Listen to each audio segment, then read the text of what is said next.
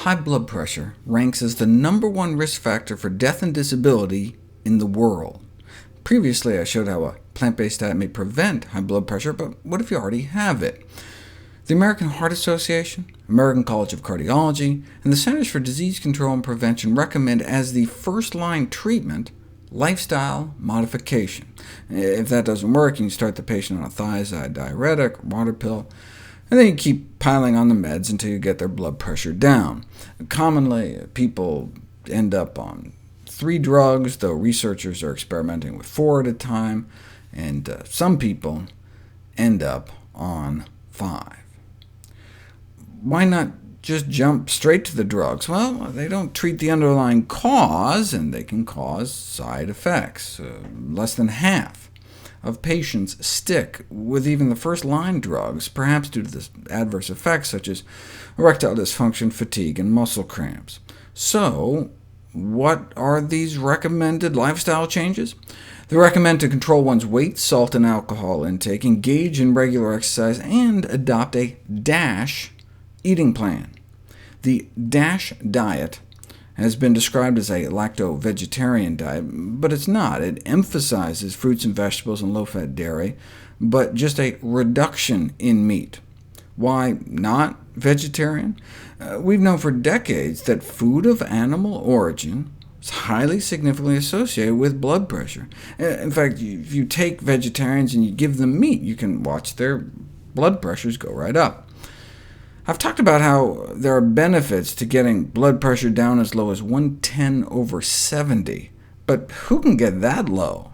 Populations eating plant-based diets, like in rural China, about 110/70 their whole lives, with meats only eaten special occasions, or rural Africa, where the elderly have perfect blood pressure as opposed to hypertension. In the Western world, as the American Heart Association has pointed out, the only folks really getting down that low were the strict vegetarians, coming out at about 110/65. So when they created the DASH diet, were they just not aware of this landmark research done by Harvard's Frank Sachs? No, they were aware. The chair of the design committee that came up with the DASH diet was Dr. Sachs.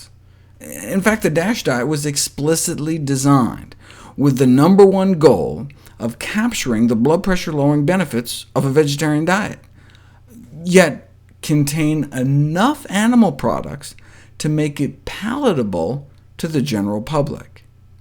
In fact, Sachs found that the more dairy the lacto-vegetarians ate, the higher their blood pressures.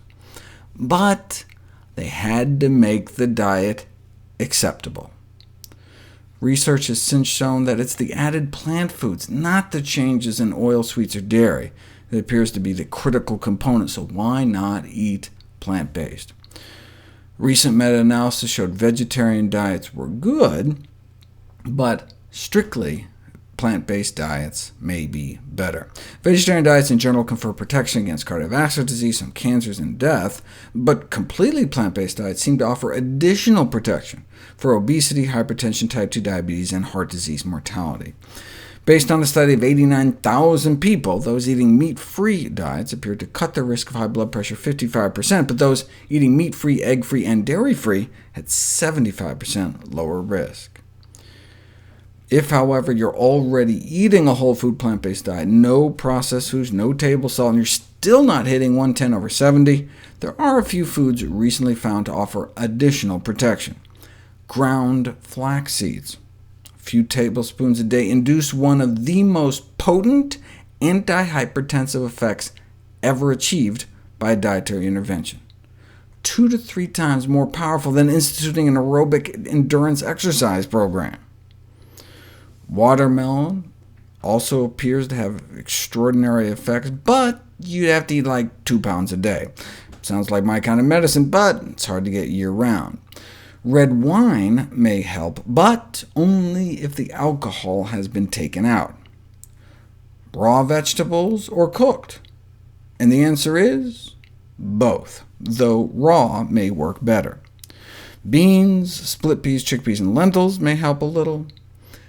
Kiwi fruits, though, don't seem to work at all, even though the study was funded by a kiwi fruit company. Maybe they should have taken direction from the California Raisin Marketing Board, who came out with this study showing raisins can reduce blood pressure, but only apparently compared to fudge cookies, Cheez-Its, and Chips Ahoy.